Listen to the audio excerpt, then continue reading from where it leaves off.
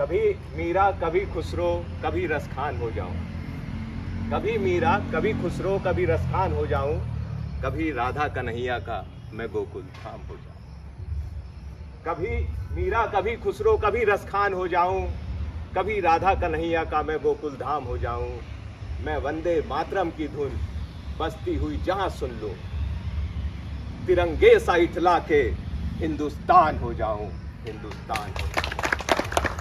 जय हिंद।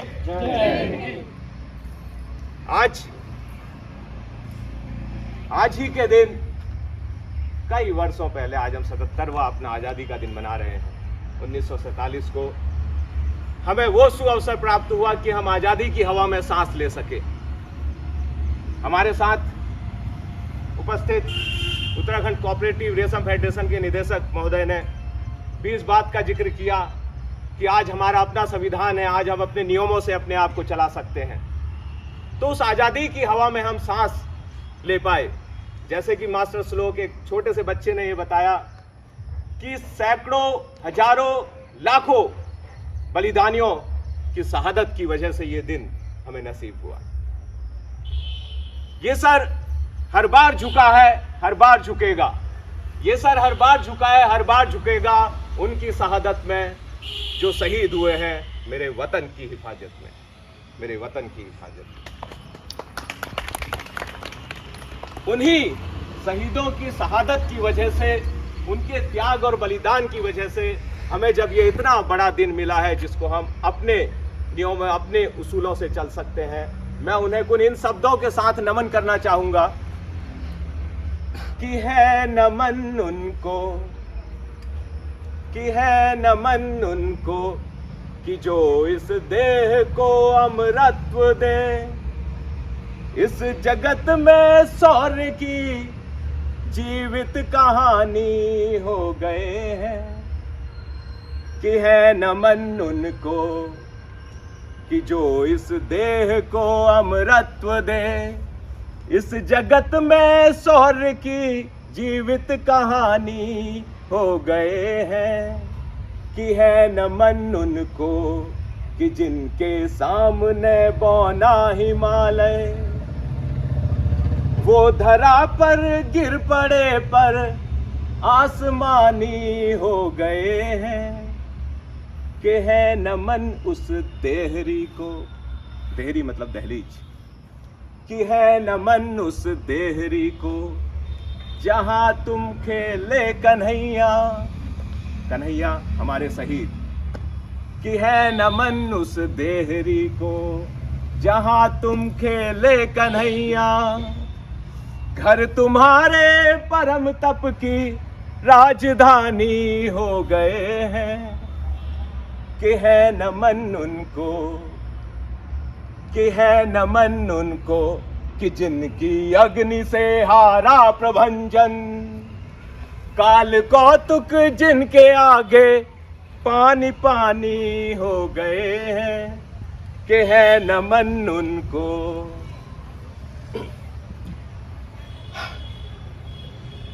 सबसे महत्वपूर्ण बात जो मुझे महसूस होती है, जो अभी मास्टर श्लोक ने, एक छोटे से बच्चे ने कही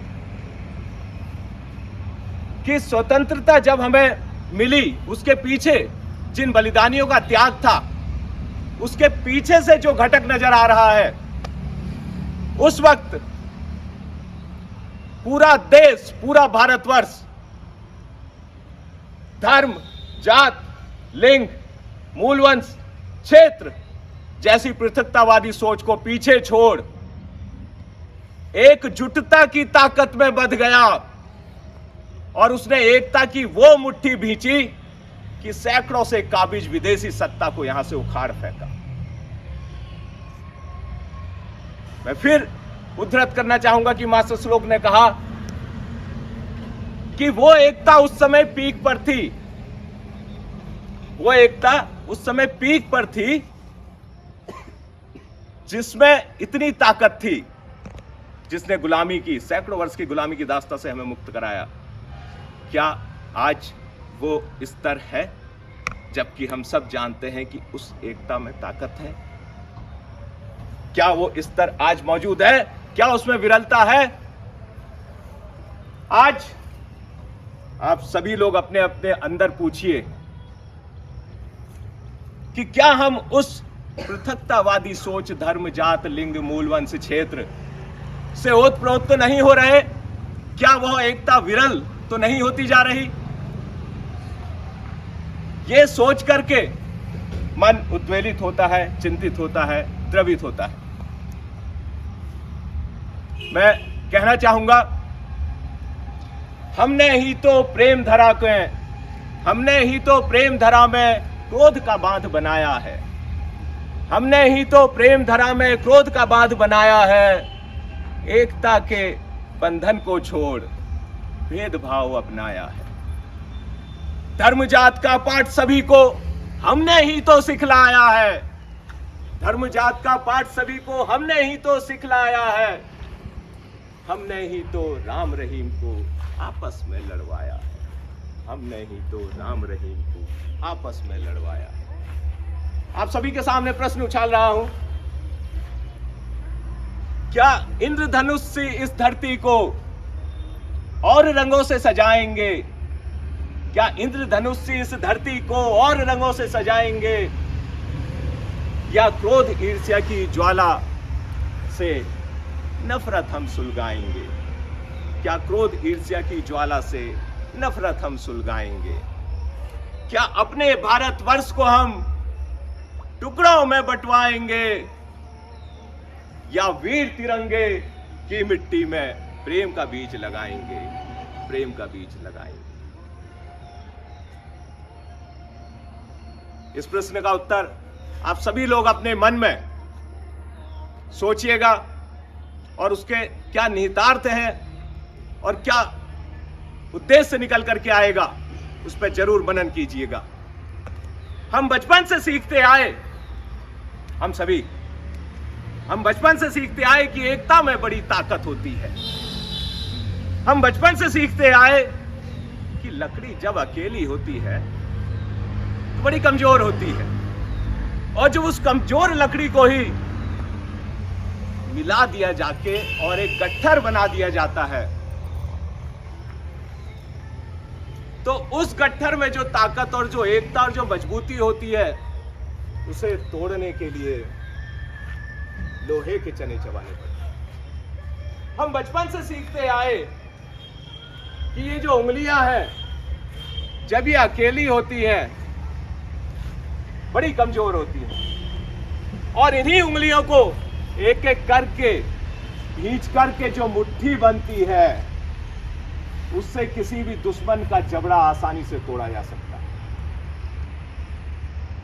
मैं आशा करता हूं और आप सभी का आह्वान करता हूं कि क्या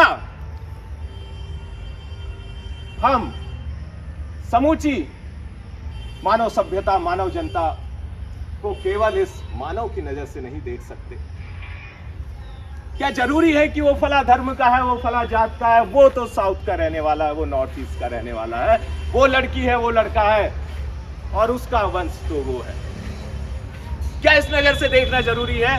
क्या उस सबसे पहले हम मानव नहीं? और जिस दिन इस चीज को हम उसी स्तर तक, भावना के उस स्तर तक महसूस कर सकेंगे जो हमारी आजादी के समय थी, तो शायद हम फिर से उतने एक हो सकेंगे और हमारी ताकत हमें जाने कहां लेकर के जाएगी। मैं अपेक्षा करता हूं कि यही भावना, जिस भावना के साथ मैं अपनी देशभक्ति की फीलिंग्स को आपके सामने शेयर कर रहा हूं और इन शब्दों के साथ विराम दे रहा हूं, वो हम सभी में हो और पूरे समाज में फैलती जाए, ताकि हम एक हो सकें। फना होने की इजाजत ली नहीं जाती, फना होने की इजाजत ली नहीं जाती, ये वतन की मोहब्बत है जनाब, पूछ कर की नहीं जाती, पूछ कर की। जय हिंद, जय भारत, जय उत्तराखंड।